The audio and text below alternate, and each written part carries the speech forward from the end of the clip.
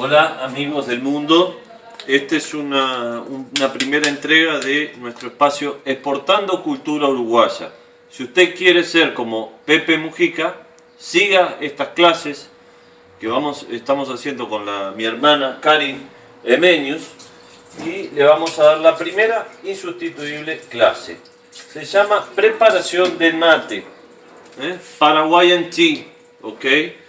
Esta es una bebida indígena de los guaraníes que se prepara en una calabaza preferentemente forrada en cuero con una bombilla preferentemente de metal a la cual vamos a beber aquí una infusión que tiene características sagradas para nuestra cultura. Es una bebida que se toma preferentemente en colectivo y a través del diálogo, de la charla. Es un vínculo, un puente con el otro. A diferencia de otras bebidas, como el café, que se toman de manera individual, nosotros la tomamos de manera colectiva. Hay un encargado de preparar el mate y servirlo a los demás siguiendo un estricto orden. Colocamos aquí la yerba mate, ¿verdad? A ver si me capta la cámara. Acá, si me hace un primer plano a la yerba mate, ¿sí? Hasta aproximadamente un 60% de la capacidad de la calabaza. Luego vamos a hacer un simple movimiento de ingeniería que se trata de colocar nuestra mano aquí, inclinar la calabaza, ¿sí? Sacudir, permitiendo que quede un perfecto, a ver si me capta la cámara, un perfecto espacio. En este espacio va a ir el agua caliente, casi hirviendo, entre 90 y 95 grados es la temperatura ideal. Ahora, no va a ir el agua caliente directamente, vamos a utilizar agua fría. El agua fría hasta completar. ¿Por qué agua fría? El agua fría para que la yerba no se queme y no pierda el sabor. ¿Sí? Si le agregamos directamente el agua caliente, se va a quemar como el café cuando se quema, cuando le ponemos agua muy caliente, se quema. ¿Qué ocurrió aquí? El agua desapareció, fue absorbida por la yerba.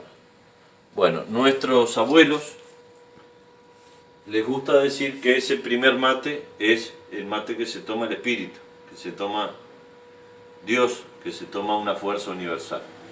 Ahora, mientras se hincha la yerba, mientras descansa unos minutos, vamos por busca del agua caliente, que nuestra compañera Karin Emenius ya ha preparado en este termo, ¿sí? Vamos a agregar agua caliente.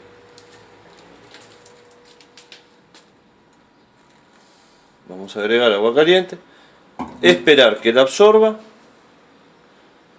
y vamos a tener preparado ya el mate, que vamos a ir cebando o sirviendo colocando la bombilla contra la cara de la calabaza, ¿sí? Dejando el espacio para el agua caliente, ¿verdad? Y vamos a ir renovando el agua caliente aquí mientras hacemos circular la calabaza, el mate. Entonces es una forma de comunicación, de vínculo, de puente, facilitando el diálogo a través de una bebida que le debemos a nuestros pueblos originarios, uno de los que existían acá en el territorio uruguayo, como fueron los guaraníes, que también lo hacían en forma colectiva e incluso lo hacían en posición de yoga, lo hacían con sus piernas cruzadas, y hay muchos